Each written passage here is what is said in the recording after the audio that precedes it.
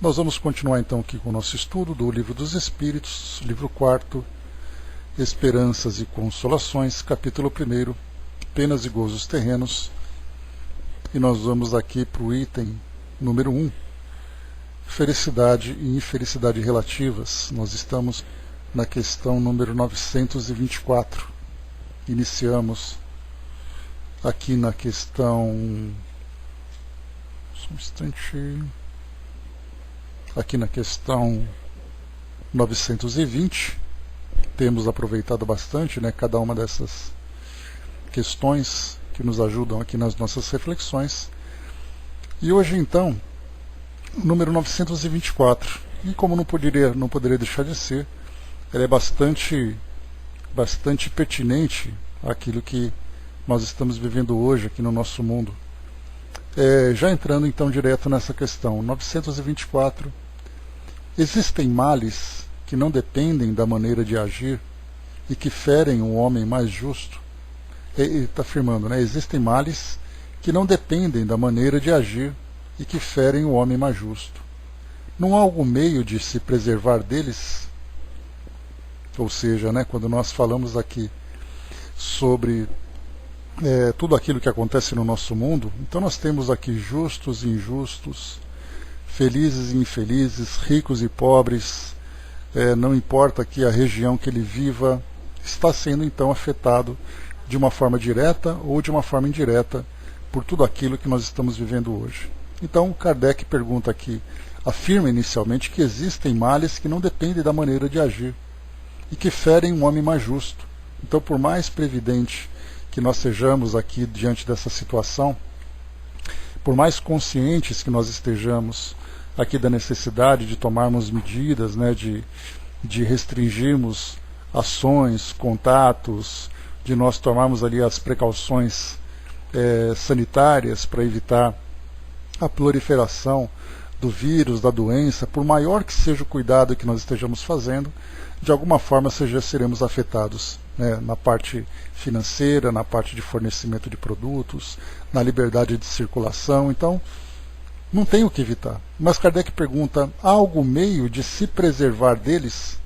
A resposta, o atingido deve resignar-se e sofrer sem queixa, se deseja progredir.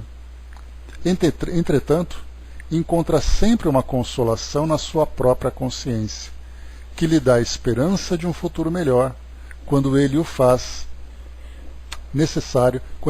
o necessário para obtê-lo.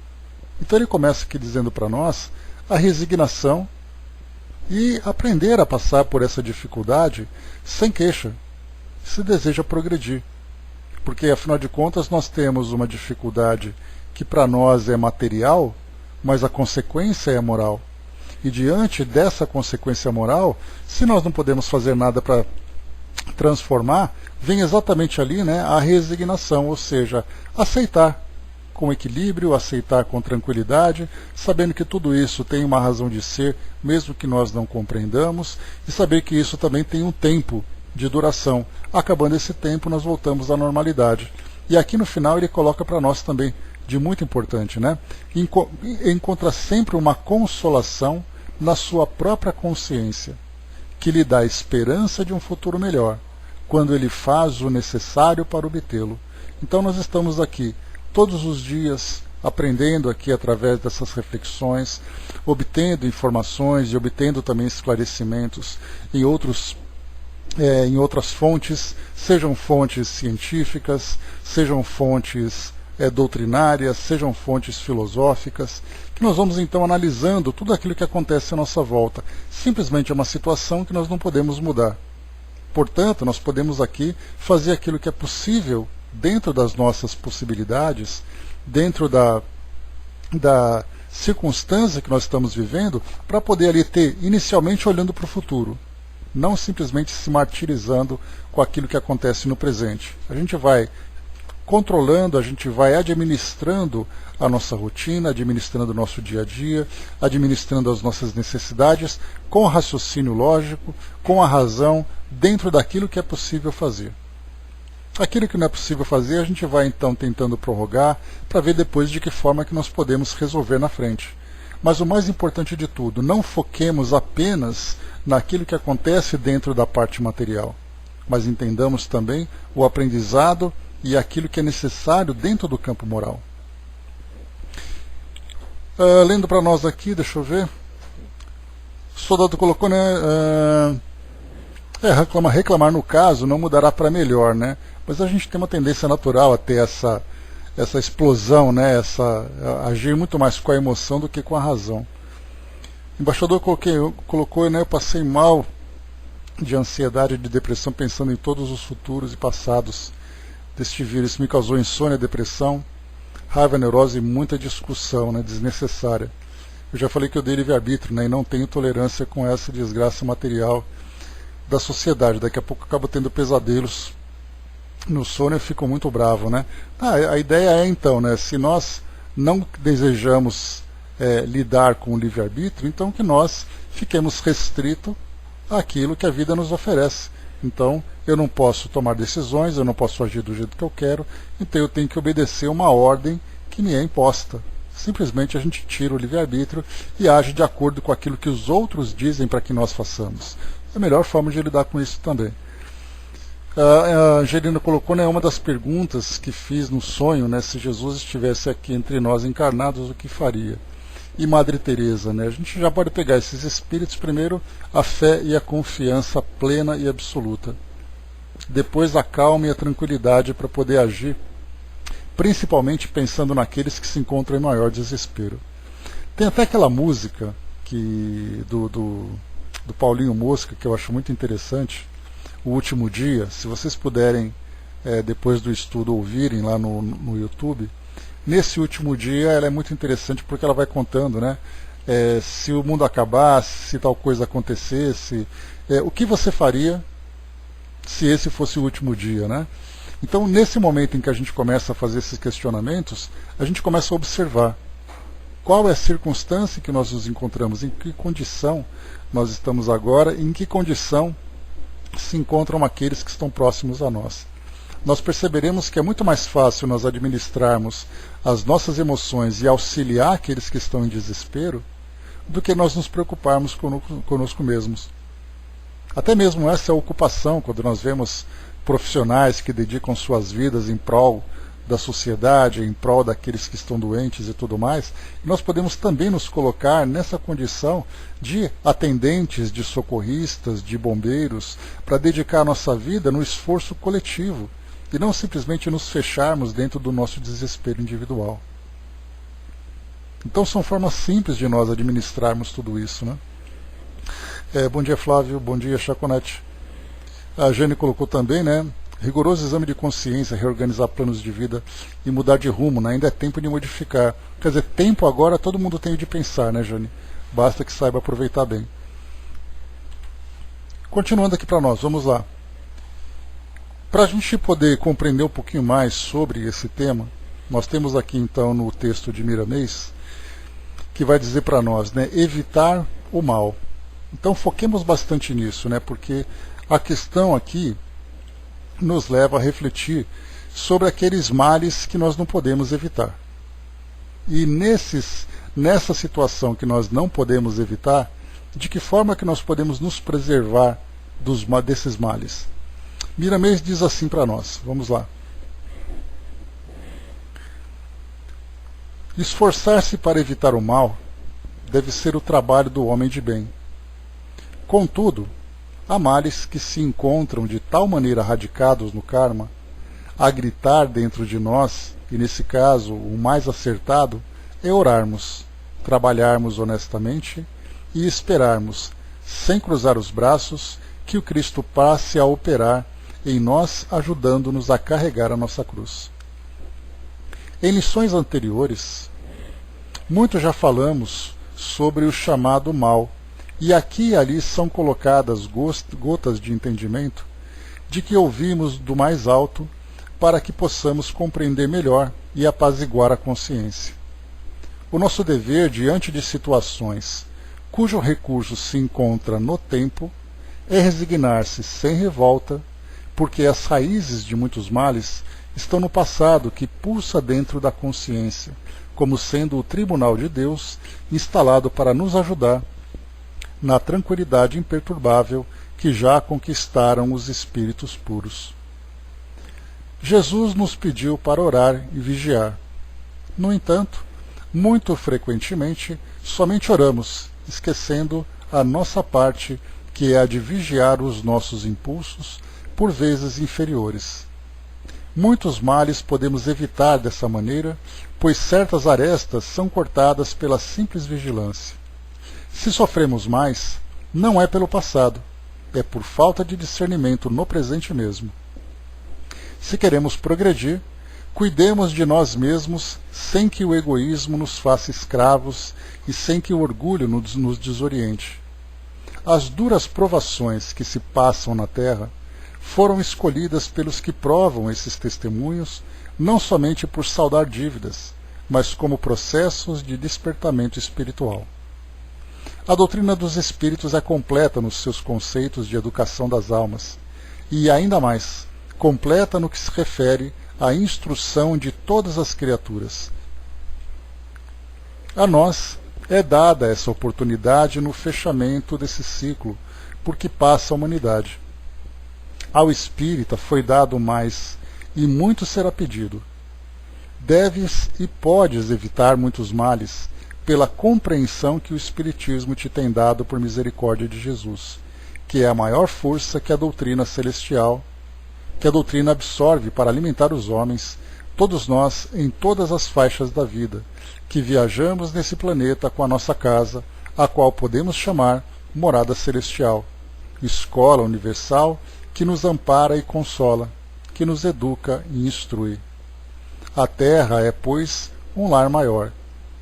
O espírito de bem, encarnado ou desencarnado, quando sofre determinadas agressões dos inimigos e que não existe saída para livrar-se no momento, tem como dever buscar consolação na consciência, onde Deus está com maior presença.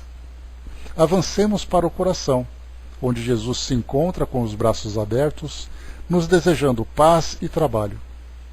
Não ficaremos nunca na inércia, por não terem solução presentemente os nossos problemas. Sejamos confiantes, porque a fé remove montanhas de preocupações e a oração com a vigilância fazem prodígios em qualquer situação em que nos encontramos. Evita-se o mal por muitos processos, porque Deus não é pobre de recursos, nem Cristo se esquece do seu rebanho.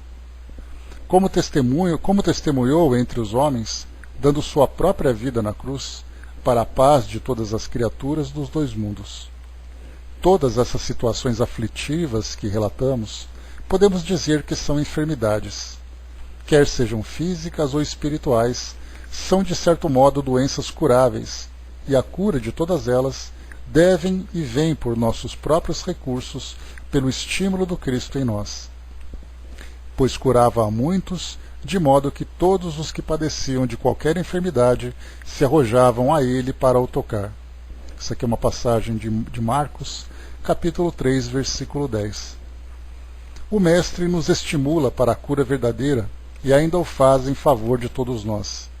No entanto, mesmo nas curas operadas pelas divinas mãos, alguns dos que foram curados tornaram a adoecer, por faltar a sua parte.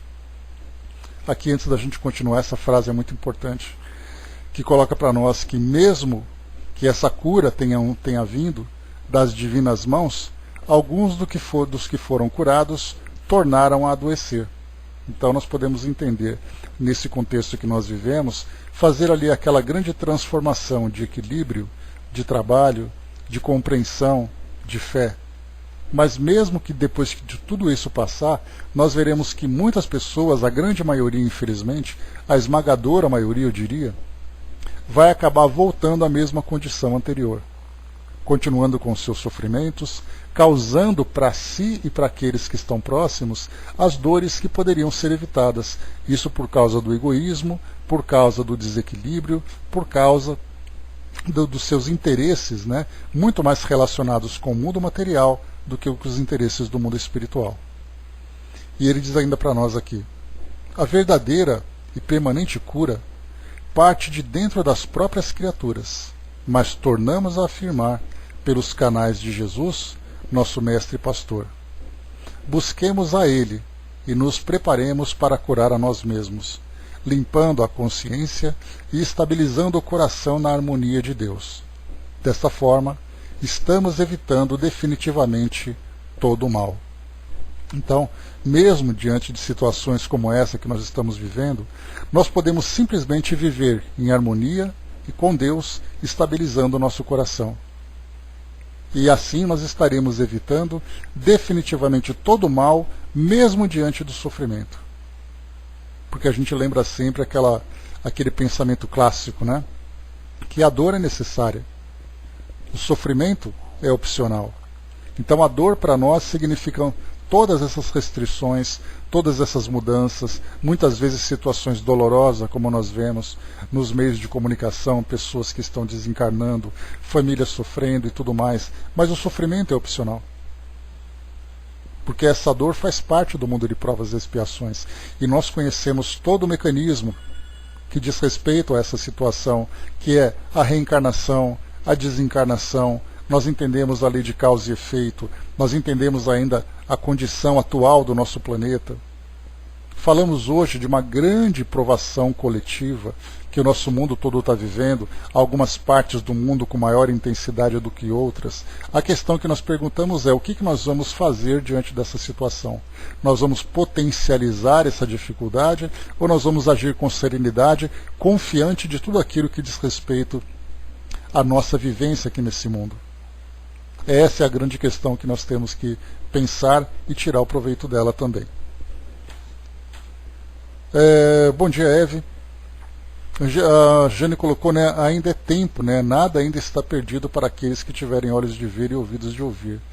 Decidiremos ou não em modificar hábitos e pensamentos. Existe sim uma fórmula mágica para trazer a tranquilidade presente e a felicidade futura, né? Orar diariamente, atraindo ideias novas, inspiração e ajuda nesses momentos difíceis. Nós espíritas já sabemos, então vamos avante e colher os resultados.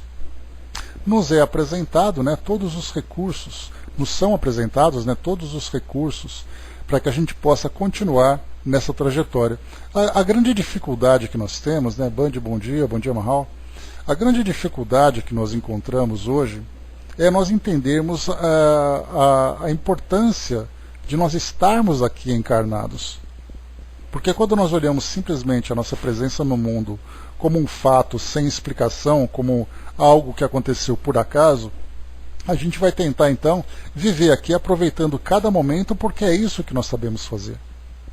Agora, quando nós começamos a entender a nossa presença feita através de um planejamento profundo, onde nós temos a assessoria tanto aqui no mundo físico como no mundo espiritual, e nós temos toda a nossa existência regida por uma força, por uma inteligência suprema, aí então nós entendemos que nós temos um propósito.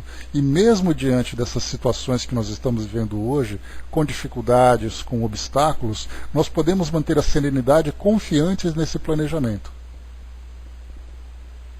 Porque aí nós podemos lembrar, bom dia Nancy, nós podemos lembrar aquela passagem do Chico, naquele Pinga-Fogo, quando ele contava aquela história do avião.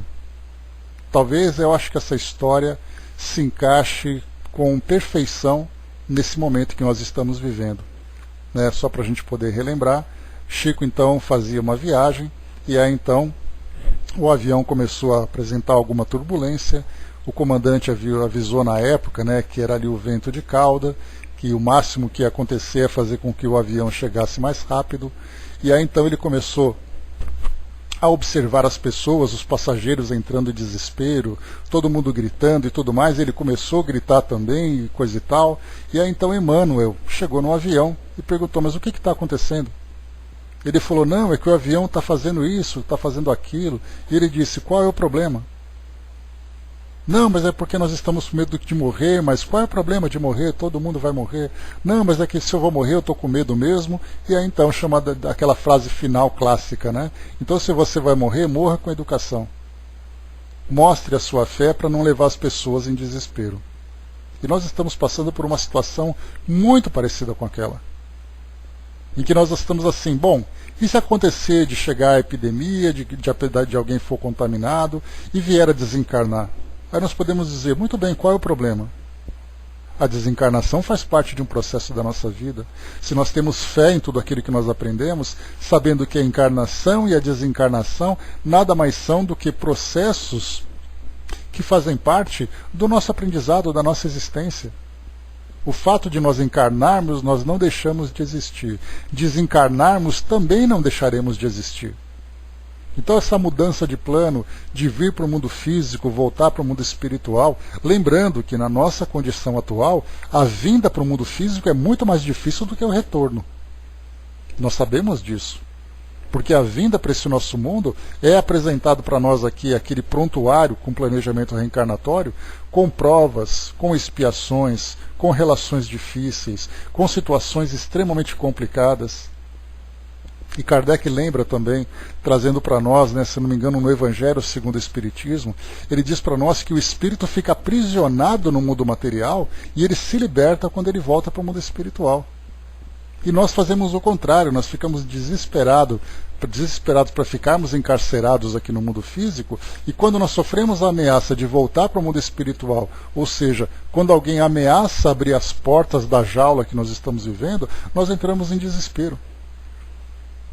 E aí para nós que somos estudantes da doutrina, que compreendemos todos esses elementos, que compreendemos todos os processos, todos os conceitos, entendemos assim todos os exemplos que são passados para nós, lemos livros, lemos relatos, encarnações e desencarnações que acontecem o tempo todo, e aí então quando nós vemos uma situação como essa, com pessoas que estão desencarnando, muito bem, aparece nas estatísticas, por exemplo, né, na Espanha, ou na China, ou na Itália, que são os lugares em que as situações acontecem com maior intensidade, milhares de pessoas desencarnando, tudo bem, existem milhares de pessoas encarnando.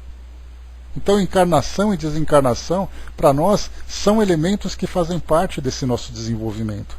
A ideia de nascimento, que é a ideia da esperança, e morte, que é a ideia do fim que nós alimentamos durante tanto tempo, precisam ser dissipadas da nossa mente.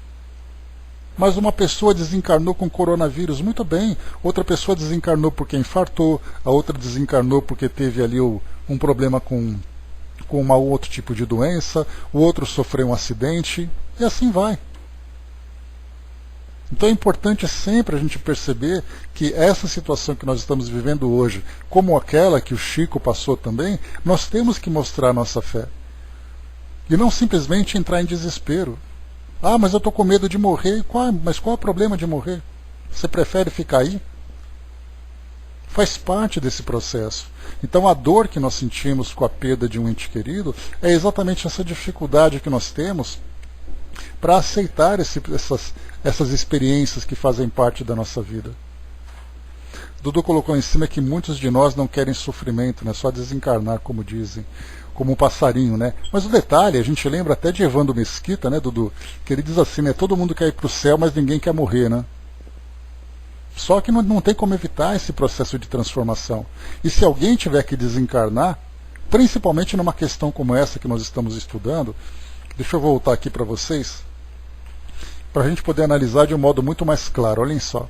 Na questão 924, Kardec pergunta, existem males que não dependem da maneira de agir e que ferem um homem mais justo.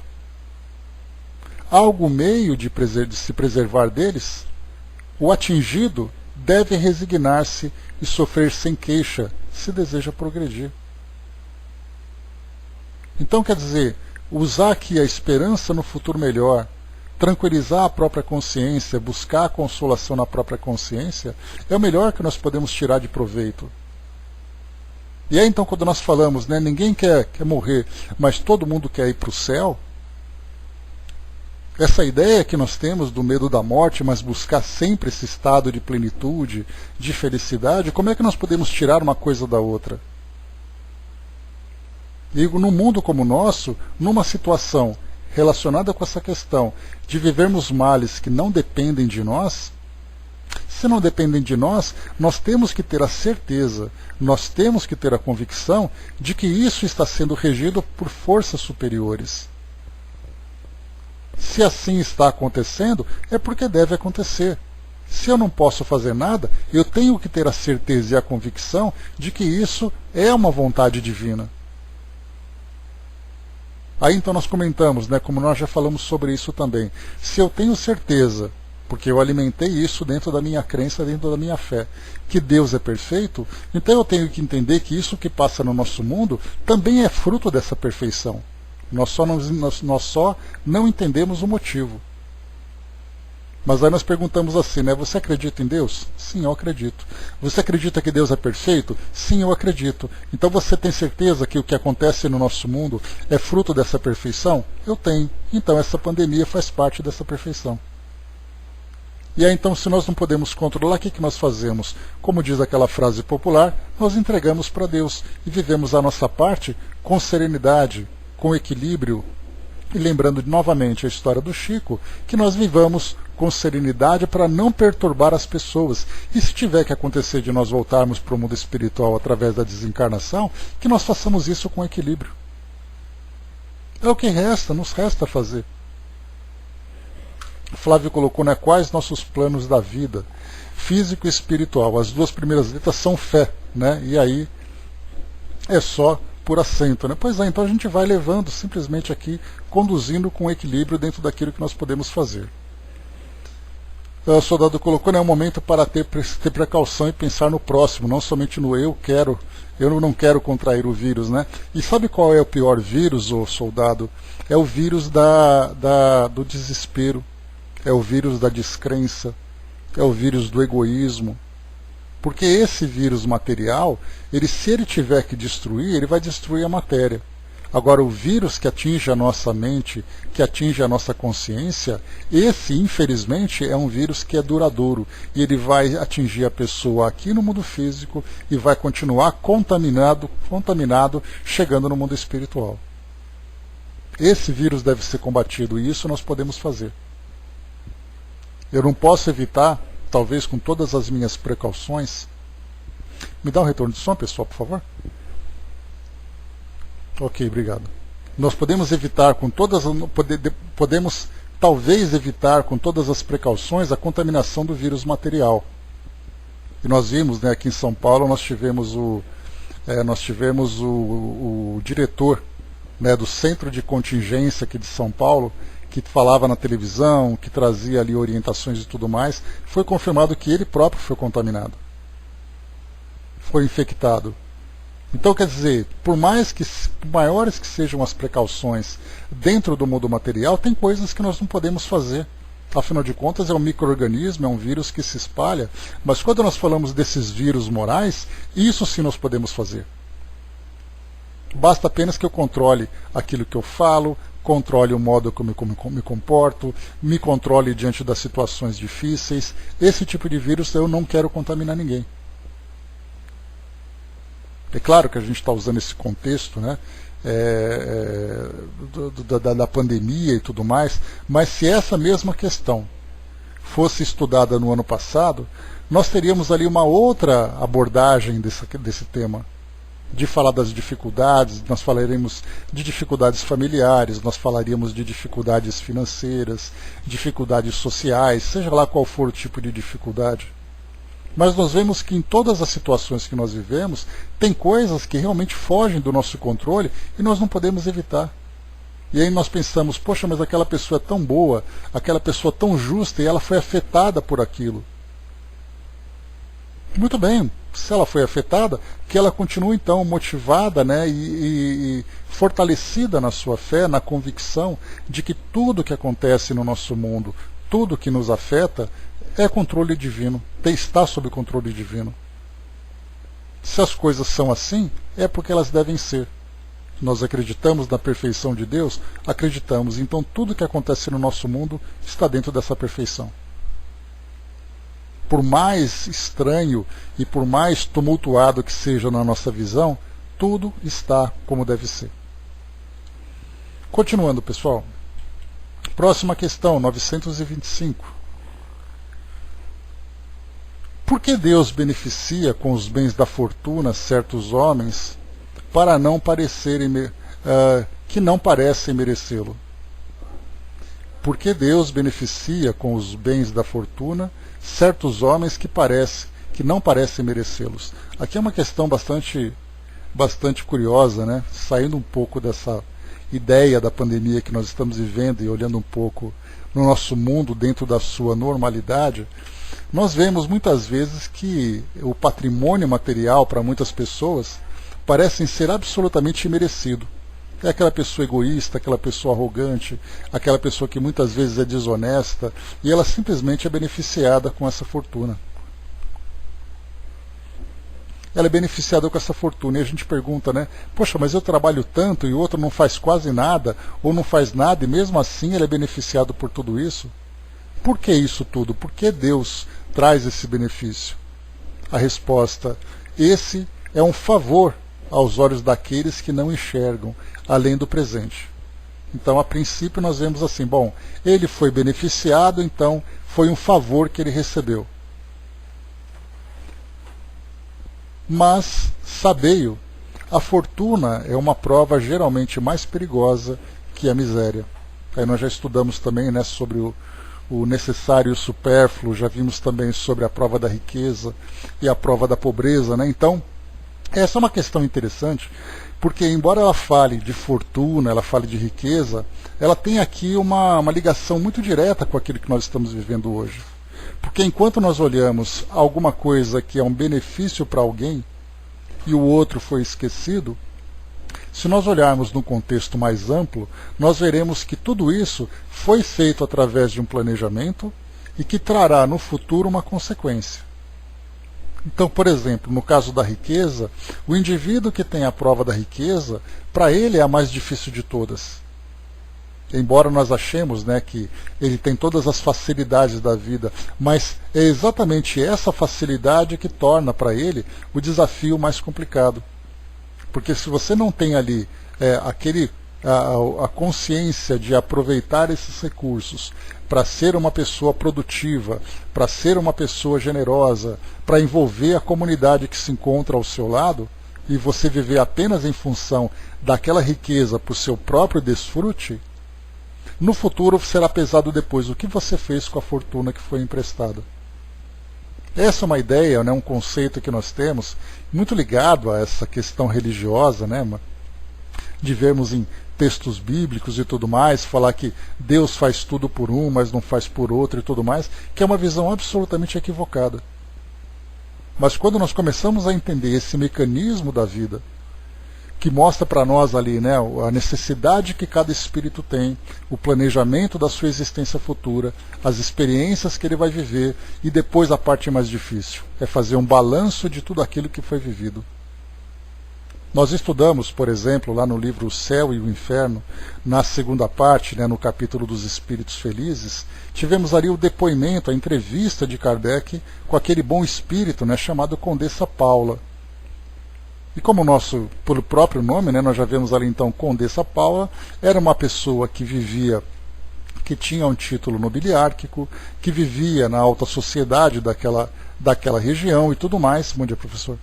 Que vivia naquela região e tudo mais, e com esse título e com toda a sua riqueza, ela demonstrava então ter sido uma pessoa absolutamente generosa. Porque ela vivia, embora com toda essa riqueza, ela vivia com simplicidade, com generosidade, ela era uma pessoa que tinha beleza física, que para a nossa sociedade é um cartão de visita bastante cobiçado, né? Mas ela mostrou e explicou também, ela disse, escolham para vocês a prova da riqueza como sendo a última, porque é a mais difícil. Mas para nós, né, nós queremos, claro, né, quem não gostaria agora de viver na riqueza, para você comprar o que quiser, para você fazer o que você quiser, para você ter todo o conforto, eu não preciso me preocupar com a vida de ninguém, porque eu tenho a minha própria vida e tudo mais. Para nós é assim. Mas nós não imaginamos as consequências que isso traz no futuro. Por isso, então, colocado para nós aqui, aquilo que para nós é um favor, pelo fato de não enxergarmos além do presente, devemos entender que a fortuna é uma prova geralmente mais perigosa que a miséria. E claro, nós já estudamos sobre isso também, quando nós fizemos o estudo, o estudo do Evangelho sobre prova da riqueza, prova da pobreza, nós vimos que a prova da pobreza também é uma prova muito difícil. Então, inclusive eu comentei com vocês, e reforço aqui agora no nosso estudo, que naquela ocasião eu trouxe para vocês uma psicografia recebida lá na Comunhão Espírita de Brasília, que trazia o depoimento de um jovem que viveu nessa condição de riqueza, e aí então ele falava do constrangimento, da vergonha, né, por ter abusado, porque o pai, né, havia sido uma pessoa muito generosa, né, que trabalhava, né, tinha ali um escritório de advocacia, e aí então ele trabalhava com muita generosidade. Quando o pai desencarnou, o filho assumiu. E assumindo então, ele mudou completamente a forma do escritório trabalhar. Começou então a trazer ali clientes que tinham ali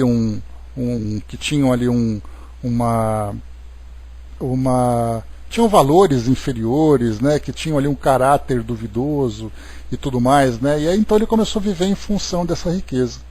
Ao desencarnar, acabou se constrangendo vendo todas as pessoas que poderia ter ajudado e não ajudou. Mas em seguida, quando chegou essa psicografia e foram feitos ali alguns comentários, veio outra psicografia. E aí um espírito disse assim: é muito fácil vocês falarem da prova da riqueza quando vocês não vivem na miséria. E aí ele contou um pouco da sua história, dizendo que tinha muitos irmãos, que ele vivia numa comunidade muito pobre e que muitas vezes eles tinham o que comer, mas não tinham o que jantar. E ele falava assim: vocês não sabem o que é você dormir no chão, no frio, sem ter o que comer. E era um espírito que mostrava uma certa revolta, né? E ele dizia assim: é muito fácil para vocês falarem isso.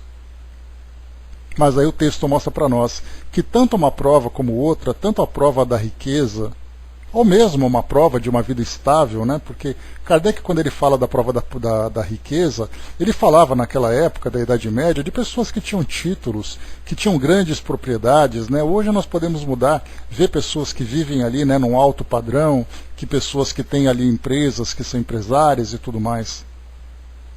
Então mudou um pouco assim a configuração do que nós entendemos como riqueza, mas certamente nós podemos ali ver a mesma situação sendo aplicada. Mas ao mesmo tempo nós vemos também essa outra prova da pobreza como sendo bastante desafiadora, e cada uma delas traz para nós ali uma experiência diferente. Cada uma delas traz uma experiência específica. Enquanto uma exige de você a generosidade, a bondade, como sendo ali a dificuldade maior, a outra exige de você resignação e principalmente bom caráter. Porque a tendência, quando você vive ali nas suas necessidades, é você sempre buscar uma saída mais fácil. Enquanto que aquele que já tem ali a porta aberta, que tem ali um caminho mais fácil, é muito mais fácil ele se isolar. Então cada experiência vai trazer para ele um resultado. E se não souber aproveitar, tanto aquele que viveu na riqueza como aquele que viveu na miséria vai sofrer do mesmo jeito. Mas aquele que vive na miséria tem uma tendência maior a se revoltar. E aquele que vive na opulência, na riqueza, tem uma tendência maior a se tornar mais egoísta. E aquela revolta pode ser resolvida com facilidade. O egoísmo não. E muitas vezes esse egoísmo é curado exatamente com a necessidade que ele precisa passar. Para perceber que aquilo que ele desenvolveu como egoísmo vai demorar muito tempo para ser ali dissolvido, para ser limpo da sua consciência. E é por isso então que Condessa Paula recomenda para nós: escolham a prova da riqueza como sendo a última. Porque nesse caso, quando nós vamos então escolher essa última prova, nós já estamos com os nossos valores bem desenvolvidos. Nós estamos então com a nossa consciência mais equilibrada, nós estamos ali com as virtudes mais afloradas. Então quando chega a prova da riqueza, nós vamos olhar para aquela situação toda e perguntar assim: o que eu posso fazer por aqueles que têm pouco? Agora, quando nós não temos ainda esses valores, nós vamos pegar tudo e dizer: não, tudo isso me pertence, é meu e eu não vou dar para ninguém. E aí então é colocado para nós, né? Não é um favor, como Kardec pergunta, né? Por que Deus aparentemente parece privilegiar a uns e esquecer outros? E os espíritos respondem: se nós olharmos apenas na existência atual, nós veremos dessa forma. Essa desigualdade, né? Poxa vida, o indivíduo nasceu numa família que tinha um grande patrimônio e o outro nasceu numa favela. Isso é uma grande injustiça. pensaríamos assim, vendo apenas o mundo material. Mas aí, como nós estudamos, né, e estudando até mesmo os livros de André Luiz, os relatos que chegam para nós temos a oportunidade de acompanhar muitas vidas. E dessas muitas vidas nós temos também muitas histórias. Então nós vemos ali o passado, vemos o presente e vemos também o futuro sendo desenhado. E aí nós entendemos que aquele que nasceu naquela família muito bem estruturada, naquela família com grandes recursos, ele terá uma característica, um determinado tipo de experiência. E aquele que nasceu naquela favela, certamente também viverá uma outra experiência relacionada com o passado de muitas dificuldades. Com o passado de muitos deslizes, digamos assim. Porque viver nessa aprovação toda, com toda essa dificuldade, certamente ali houve a necessidade de lapidar o caráter a partir de determinados elementos que trouxe do passado. Então vamos vendo o passado, trazendo consequências para o presente e depois também levando ali a oportunidade para construir um futuro diferente. Mas o que nós vemos hoje, infelizmente, né, acaba sendo muito mais ali o abuso desses recursos do que o desenvolvimento espiritual daqueles que vivem. Jane colocou, né, posso me sentir humilde, né, achando que reencarnei na pobreza, mas não sou compreendido. Isso é muito perigoso, né? Então, porque cada experiência, viver, por exemplo, na pobreza, naqueles que têm dificuldades materiais severas, né, a tendência é o indivíduo se tornar rebelde, se tornar endurecido, se tornar a rejeição que ele sofre pela sociedade, pelos governantes e tudo mais, faz com que nasça nele sentimentos bastante inferiores também. Então essa necessidade provoca em nós reações que podem também ser bastante perturbadoras. Mas agora aquele que diz assim, bom, essa é uma situação que eu estou vivendo, eis aí então, como nós já estudamos, né, o aspecto consolador da doutrina espírita, ele é consolador porque explica que aquela experiência que está sendo vivida traz ali as necessidades de aprendizado como consequências do passado. Então nós vemos que eu não fui sorteado para ter ali a sorte ou o azar, e nesse sorteio eu fui escolhido para ser beneficiado ou ser esquecido.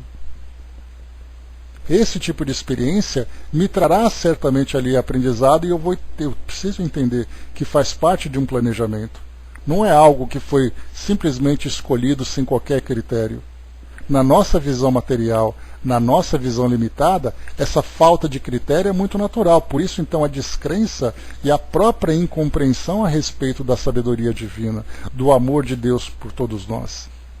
Porque a gente vai dizer, mas eu vou acreditar em Deus enquanto que o outro vive bem e eu vivo mal? Que Deus é esse que faz tal coisa? E aí então nós começamos a trazer as nossas interpretações. Que inclusive depois, né, nós encontramos, infelizmente, filosofias e doutrinas que estabelecem uma relação nossa com Deus a partir dessas conquistas materiais. Bom dia, Andréa. E dessas conquistas materiais significa, porque se eu fizer tal coisa por Deus, eu vou conseguir ter uma vida mais opulenta, uma vida mais equilibrada, até mesmo uma vida com mais riqueza. E é um grande equívoco. Porque é aí que nós começamos a nos desviar de Deus. Marrou colocou, né, acreditarmos mais em nós, né? E é uma necessidade. Importante nós termos, primeiro, o entendimento do contexto todo que nós estamos vivendo num planeta como esse. E depois temos a confiança das nossas próprias realizações. Sabermos agir com equilíbrio, sabermos agir com sabedoria. E alguém vai dizer assim, mas eu não acredito nisso. Tudo bem, então viva como você achar melhor. Mas o fato de você não concordar não significa que a lei não será aplicada. E ela o será, não tenhamos dúvida disso. Jane colocou, né, refletir os esforços dos homens no sentido de dar ajuda, assistência, instrução, educação e conforto aos menos afortunados, né?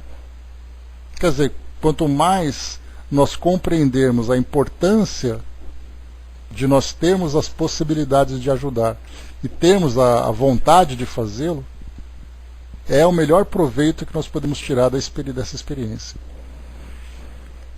Soldado colocou tentando fazer o planeta sair da condição de provas e expiações, né, para um dia se tornar de regeneração. É um processo que já vem acontecendo, né? Só essa fase em que nós estamos mais esclarecidos, em que nós temos uma compreensão maior, já mostra essa fase, porque não é simplesmente sofrer por sofrer.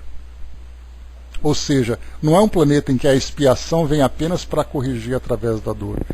Hoje nós temos a possibilidade de ver as coisas de um modo diferente e tomar decisões muito mais objetivas, muito mais lúcidas. E agora, em vez de criarmos uma situação que no futuro vai trazer para nós uma expiação dolorosa, hoje nós podemos viver a nossa vida já certos e convictos de que terá um futuro mais equilibrado, mais tranquilo, porque nós vamos então evitando situações. É esse amadurecimento que vai chegando.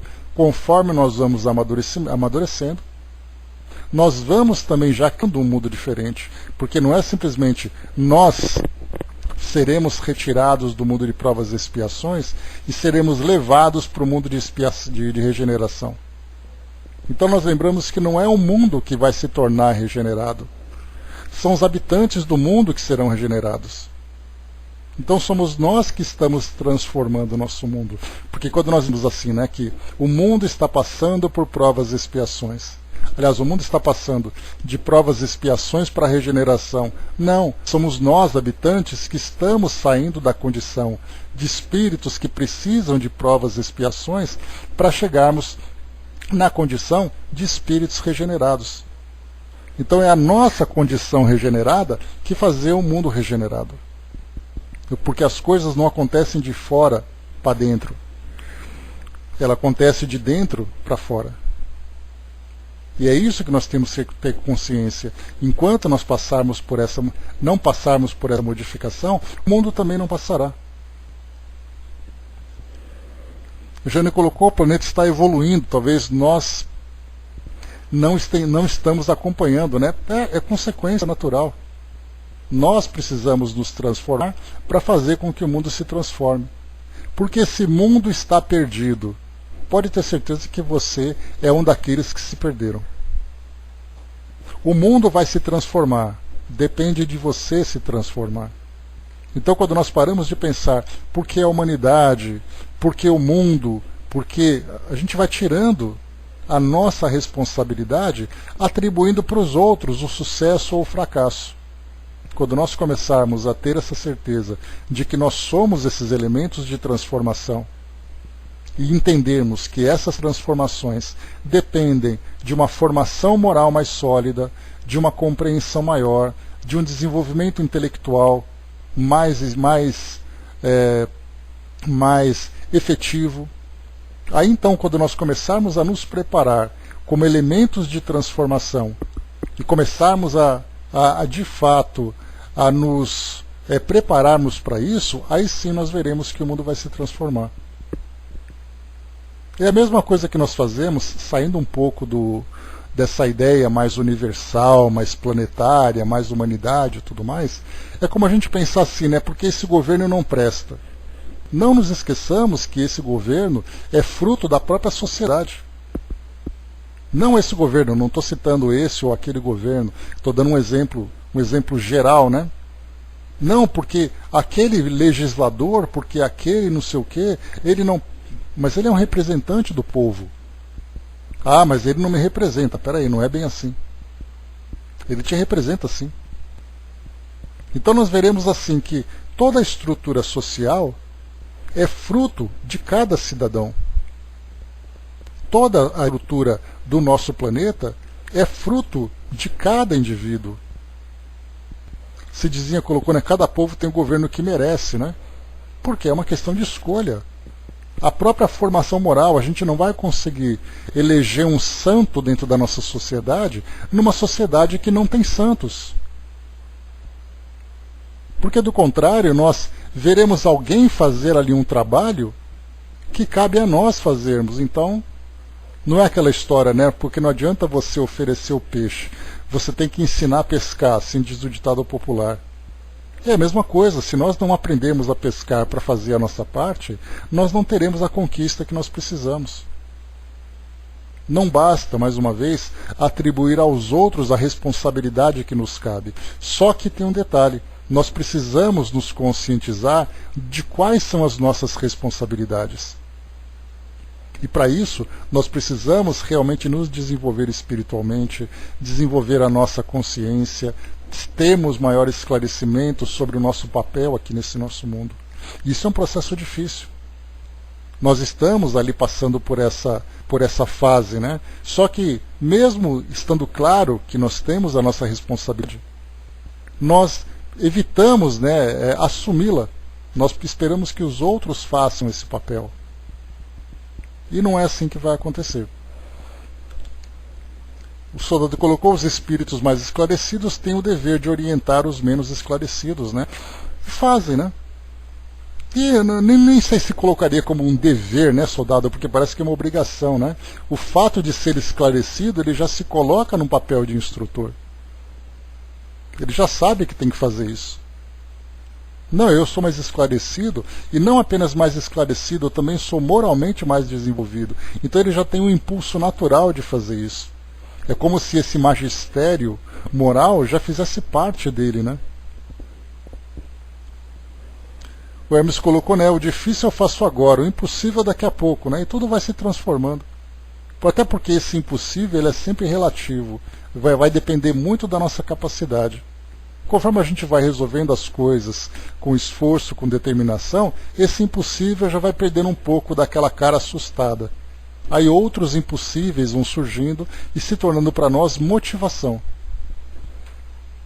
Próxima questão, vamos lá. 926. Olha só que coisa mais interessante essa questão. A civilização, criando novas necessidades, não é a fonte de novas aflições? Ou seja, né, conforme nós vamos criando necessidades, e a pergunta é, né, se essa necessidade que nós criamos, se ela é realmente necessária. Porque não é apenas ali aquela ideia de criarmos situações, criarmos necessidades que dizem respeito ao nosso desenvolvimento. Nós criamos necessidades para a satisfação dos nossos prazeres, para a satisfação dos nossos gostos, para a satisfação dos nossos caprichos. E essas necessidades, que nós podemos dizer assim, que são aquelas mais fúteis, são aquelas que geram as maiores aflições. Porque nós temos, por exemplo, uma tecnologia, vamos falar de ciência, uma tecnologia que atende às nossas necessidades, e essas então a gente vai buscando sempre alcançá-la, porque isso vai gerar para nós conforto, vai gerar para nós mais possibilidades, mas ao mesmo tempo vai gerando para nós maiores caprichos. Basta apenas a gente lembrar, né? O fazer, por exemplo, desenvolver um automóvel, desenvolver um carro. O carro para nós é uma necessidade? Sim, porque o carro permite que nós nos desloquemos com maior rapidez, com mais segurança, alcançando maiores distâncias, mas aí eu crio um carro de 50 mil reais e crio um carro de 500 mil reais. Há a necessidade de eu ter um carro de 500 mil reais, apenas um carro esportivo, por exemplo? Eu vou comprar esse carro apenas para satisfazer ali o meu ego. Porque carro por carro, o outro faz a mesma coisa. É para transportar? É. E muitas vezes o carro mais barato é muito mais eficiente do que o carro mais caro. Pela sua robustez, pelo seu design, pela capacidade de transportar mais pessoas, de transportar cargas, que é realmente o que interessa. E é muito curioso que isso vem desde os tempos mais antigos. Só para a gente poder fazer uma comparação. Quando a gente estuda um pouco sobre a Idade Média, a gente lembra, quando se fala sobre mobilidade urbana, que os homens inicialmente caminhavam, depois eles começaram a usar, por exemplo, cavalos, animais para fazer esse transporte, depois eles começaram a fazer carroças, e depois vieram as carruagens. Aí quando a gente assiste aos filmes, e até hoje assim, né, basta a gente ver, por exemplo, um cerimonial que acontece num país que tem monarquia. Aquelas carroças, aquelas charretes, né, ou aquelas carruagens, não são não carroças, nem charretes, são carruagens, né? São ali com folhadas a ouro, com adornos e tudo mais. São ali veículos caríssimos. apenas para ostentar ali a sua riqueza. Né? Não, mas Jane, se você pensar no conforto, você vai ter um conforto interno. Eu coloco para você uma almofadinha para você sentar e tudo mais. Mas quando eu começo a colocar adornos dourados por fora, você percebe que é um capricho. Então você pensa assim, vou pegar para você um carro que é um carro esporte, um carro que viaja a 200 km por hora, é um carro que custa uma fortuna, e para fazer o que exatamente? Você quer apenas se transportar ou você quer se exibir? É aí que entra então a parte da exibição. E isso nós podemos colocar, por exemplo, um relógio. Tá, você quer um relógio para ver horas, não quer? Muito bem. Então você tem um relógio cravado com diamantes, ou você tem um relógio digital que mostra a hora. Você não quer saber a hora? Ou você quer exibir alguma coisa? Aí então nós encontramos as marcas e tudo mais. É esse tipo de necessidade que eu comento com vocês. Para essa ideia, né? Porque existem situações, né, de carros blindados, aí é uma questão de segurança e tudo mais que a gente está colocando. É uma necessidade, infelizmente, que se não houvesse uma situação como essa, você não colocaria blindagem no seu carro. Se eu falar para você assim, Jane, o lugar que você vai morar é um lugar absolutamente seguro. Para que você vai usar esse tipo de segurança para o seu carro?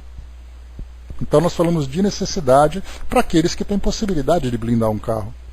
Mas nós falamos de caprichos, de excessos. E isso é com tudo, Maria. Eu trouxe o exemplo do carro porque foi a imagem que me veio aqui na hora. Mas como eu comentei com vocês agora há pouco, a gente vai colocar, por exemplo, um relógio. Um relógio que é uma coisa pequena. Nós temos relógios que custam uma fortuna. Um relógio de R$1 milhão. Onde já se viu isso? E tem pessoas que usam para poder exibir alguma coisa. Então, voltando, né? Para essa questão que é colocada para nós aqui, a civilização criando novas necessidades não é uma fonte de aflições? Então essas necessidades são aquelas necessidades necessárias, me perdoem a redundância, e aquelas necessidades desnecessárias. E são essas necessidades que podem ser representadas como caprichos que trazem para nós tantas aflições. Porque são essas aflições que chegam para nós, trazendo ali a inveja, trazendo para nós o ciúme. É o indivíduo que comete crime para ter aquilo que não tem. A troco do que exatamente? Deixa eu ver aqui.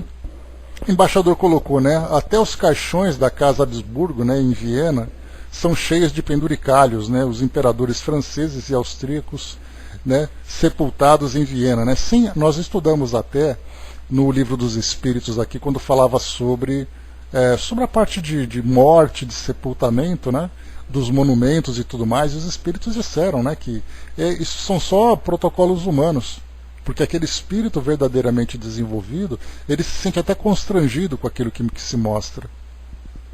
Então até mesmo nessa questão das mortes, dos mausoléus, dos caixões que são produzidos e tudo mais, isso nada mais são do que caprichos humanos, né, fruto do seu próprio orgulho. Porque ele quer, ou ele quer se mostrar, ou a família quer mostrar a importância que tem. Cidinha colocou, né, relógio que mede até os movimentos da gente faz dormindo, né? Tem gente que acha que isso é importante, né? Eu prefiro só dormir, não tenho problema com isso.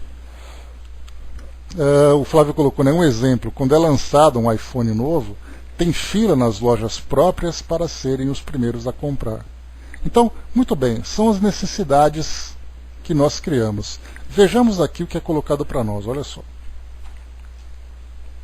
Mais uma vez, a civilização criando novas necessidades não é a fonte de novas aflições? Respondem os espíritos.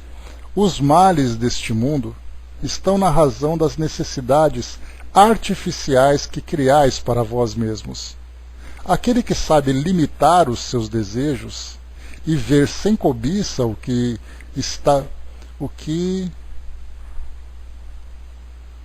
estafara, que está aqui, não sei se é essa palavra, das suas possibilidades. Entendi aqui agora. Aquele que sabe limitar os seus desejos e ver sem cobiça o que está fora de suas possibilidades, poupa-se de muitos aborrecimentos nesta vida. O mais rico é aquele que tem menos necessidades. Invejais os prazeres dos que vos parecem os felizes do mundo, mas sabeis, por acaso, o que lhes está reservado? Se não gozam senão de si mesmos, senão para si mesmos, são egoístas e terão de sofrer o reverso. Lamentai-os antes de invejá-los. Deus, às vezes, permite que o mal prospere, mas essa felicidade não é para se invejar, porque a pagará com lágrimas amargas. Se o justo é infeliz, é porque passa por uma prova que lhe será levada em conta, desde que a saiba suportar com coragem. Lembrai-vos das palavras de Jesus. Bem-aventurados os que sofrem, porque serão consolados. Então aqui, como nós vimos, né, é a ideia da inveja, da cobiça, da insatisfação pessoal. Quantas vezes nós vemos pessoas, né, que brigam por caprichos simples, de pensarem, por exemplo, né, olha, eu sou infeliz porque eu não tenho tal coisa. E isso acontece, infelizmente, como nós já vimos anteriormente em outras oportunidades, né, que infelizmente a nossa sociedade é educada dessa forma. Nós fomos educados e nós continuamos educando. Então os nossos avós educaram os filhos assim, depois os filhos dos nossos avós, que são os nossos pais, nos educaram assim, de comprar aquilo que é melhor, de comprar aquilo que é mais bonito, de comprar aquilo que é mais interessante. Aí nós começamos a ter as festas, Natal, por exemplo, Dia da Criança. Quanto mais próximo e mais especial uma pessoa é para você, ou você é para uma pessoa, maior é a exigência para um presente especial. Se é dia dos namorados, se é dia de casais, se é aniversário. Aí de repente eu chego assim pro Hermes: Hermes, meu amigo, parabéns pelo seu aniversário, te dei um par de meias. Aí o Hermes me olha e fala assim: ah, tá, obrigado. Aí depois chega lá na casa dele, ele joga na gaveta e fala assim: olha só, a porcaria que o André me deu de presente, um par de meia. Ou seja, nós começamos a perceber que até mesmo as nossas relações afetivas acabam sendo medidas em torno daquilo que nós trocamos de objetos. Ainda mais a meia furada, né, Hermes? Já pensou? Eu falei: Hermes, infelizmente a única meia que eu tenho para te dar é a meia furada. Ou seja, era tudo que eu tinha. Mas para ele não passa de ser uma meia. Aí tá lá o Hermes e a Edith vai fazer aniversário, o Hermes dá um par de meia para ela. Ela só olha para a cara dele e fala assim: tá, espera. Ou seja, nós percebemos assim que são situações bobas, que eu estou trazendo para vocês exemplos aqui, só para a gente poder aqui quebrar um pouco do clima, né, de seriedade da coisa, mas nós vemos que nós passamos a nossa vida em torno dos objetos para medir os nossos valores. E isso acaba sendo para nós um grande problema, porque nós somos educados a querer sempre aquilo que é mais legal, aquilo que é mais vistoso, aquilo que alimenta melhor a nossa vaidade. E aí quando nós deixamos de ter isso, nós caímos então na tristeza. Marião colocou: educamos para ter empregos onde podemos ganhar muito bem, não o que nos satisfaça, nos traga prazer. E aí é um outro problema que inclusive, Marião, Kardec já abordou também no Livro dos Espíritos.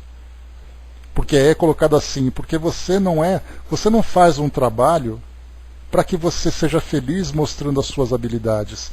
Você faz um trabalho forçado para poder ter ali um status. E aí você se torna uma pessoa infeliz. A mãe me colocou, né? Minha mãe me falava, né? Seja grata, pois a pessoa lembrou com carinho de você, né? E assim a sabedoria vai se dissipando, né, mãe?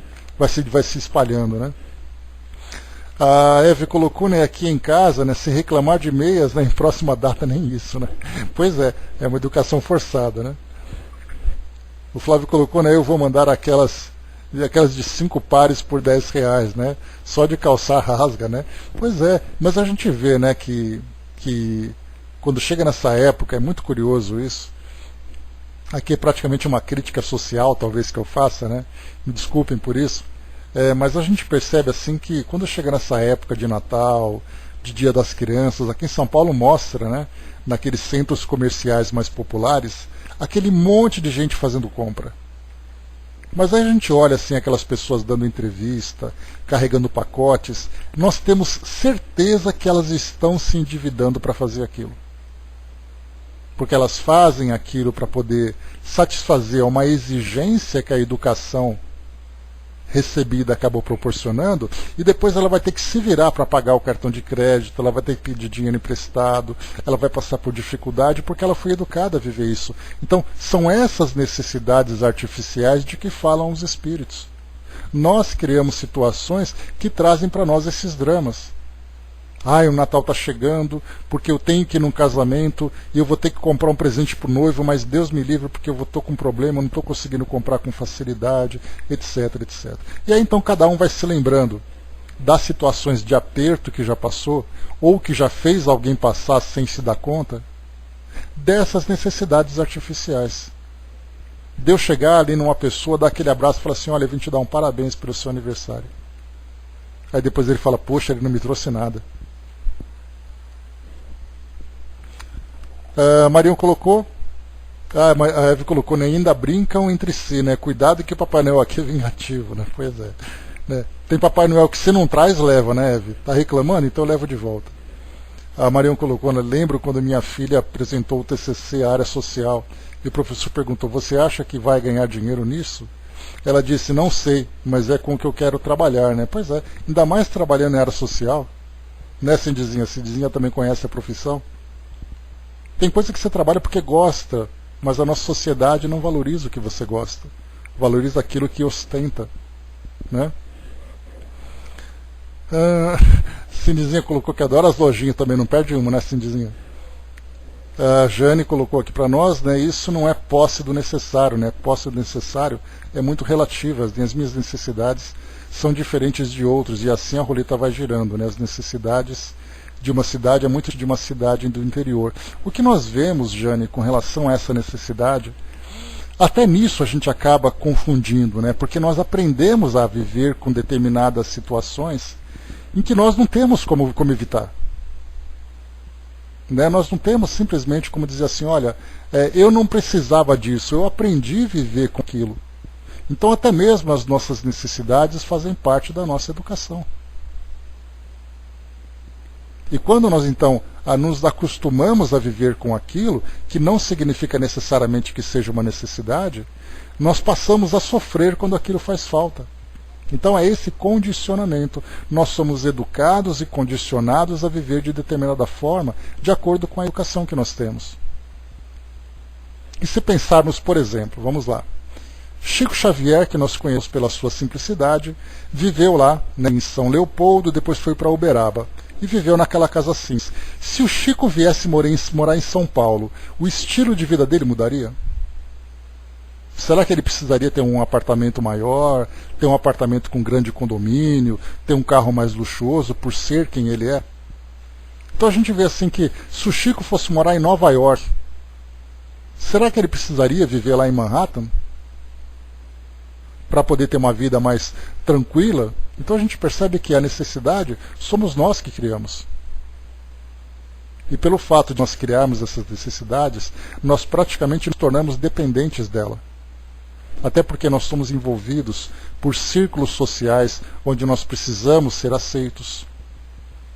Nós temos a necessidade de mostrar a nossa importância, é o nosso ego e o nosso orgulho que começa a mostrar. Então é uma situação complexa.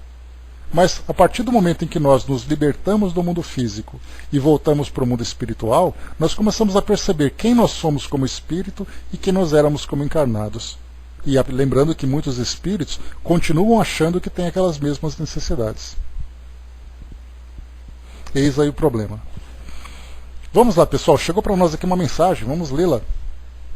O nosso autor aqui é o Frei Ângelo, né? Sempre presente aqui conosco, então a gente vai aqui acompanhar um pouquinho essa nossa instrução. Vamos lá, pessoal. Deixa eu pegar aqui. Tá. Então, mais uma vez a gente lembra, né, que ocasionalmente acontecem aqui conosco a presença dos amigos espirituais que trazem para nós, né, mensagens e instruções aqui para enriquecer o nosso estudo, né? Então vamos aqui a uma dessas mensagens. Amigos e irmãos queridos e amados, a convocação está sendo feita. Onde está o poder da sua reflexão como pessoa que crê em algo, que traz dentro de seu ser humanizado a certeza de que tudo que chega até você traz um potencial de força superior que a ti mostra o medo e a incerteza de que algo poderá fazer com que os seus pensamentos mudem de uma forma intensa. Morrer não significa o fim de tudo. Pelo contrário, o desencarne mostra-nos que, com a certeza de que algo de bom foi realizado na sua vida terrena, não há julgamento de ninguém quando se chega ao nosso orbe espiritual. O chamado será sempre realizado com um torno de amor da fraternidade que também comungamos. O que precisamos é de manter a nossa verdadeira fé no Cristo, no Pai Maior que nos orienta a sermos melhores a cada vida impulsionada por situações não inversas ao que é mostrada nas suas palavras. Só um instantinho.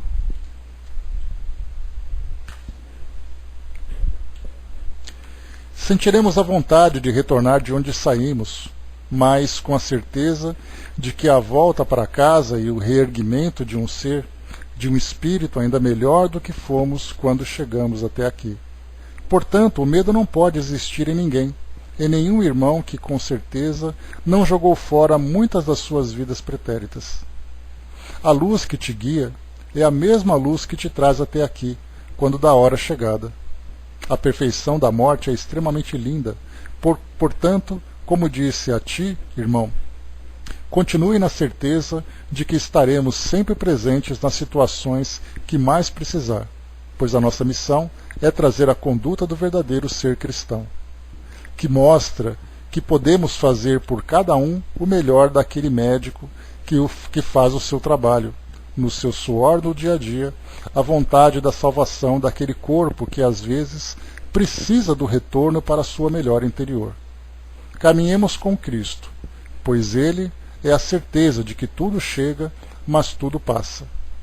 Que a luz de todas as nações estejam preparadas para o recebimento de todos nós que estaremos presentes para qualquer auxílio do melhor a ser feito por aquele irmão que possa chegar até nós. Deus, amor e caridade. Tudo é luz. Seja aí, seja aqui. Abraços carinhosos e fraternos do seu amigo Frei Ângelo. Então, mais uma mensagem para nós, trazendo esse esclarecimento, mostrando exatamente aquilo que nós conversamos há pouco, né? Nós lemos, né, vimos, por exemplo, a respeito daquilo que o retorno ao mundo espiritual, dessa situação que nós estamos vivendo hoje, né? Bom dia, Fatival, bom dia, Miriam. Daquilo que nós estamos vivendo hoje, né? Então, a ideia de morte, a ideia de retorno ao plano espiritual para nós, tem um conceito muito diferente quando nós passamos a ter uma compreensão. Quando nós passamos a ter essa certeza de que existe a presença do mundo espiritual muito ligada a nós em todas as circunstâncias, principalmente nesses momentos mais difíceis. Então vocês lembram, né, que eu trouxe para vocês aquele exemplo do Chico do avião, né? Então morra com educação. Então, se nós somos espíritas, né, sigamos em frente com educação. Mostremos a nossa fé, que foi exatamente aquilo que Emmanuel lembrou para Chico, né? Mostre a sua fé, mostre a sua certeza, e o Chico lembrou, mas eu estou com medo. Então, naquela repreensão que Chico sofreu, vem para nós como um grande exemplo, principalmente em momentos como esse, e aí então Frei Ângelo trouxe para nós aqui a ideia do que significa exatamente a morte, que a morte na verdade é parte de um processo de transição, que para muitos espíritos, para muitos não, para todos aqueles que estão passando por essa experiência de retorno ao mundo espiritual, é uma necessidade que o espírito tem, de recomeçar ali um novo planejamento, terminar dessa fase que ele viveu por aqui. Essa é a parte mais importante. Então, agradecemos, né, ao Frei Ângelo pela contribuição aqui no nosso trabalho, enriquecendo com essas explicações tão importantes, né, porque quando nós analisamos a partir da nossa perspectiva material, a nossa visão, né, por mais embasada que seja doutrinariamente, acaba sendo para nós ainda muito limitada. E aí então vem a luz, né, desses irmãos que trazem para nós essa visão mais verdadeira, pelo fato de estarem falando com a experiência de causa, né, por estarem já desencarnados. Depois vocês pegam, né, quem não conseguiu ouvir aqui a minha leitura, depois copiem no texto, né, o Dudu depois vai postar lá na nossa fanpage, aí é só depois ler com calma lá de novo para poder pegar a explicação certinho.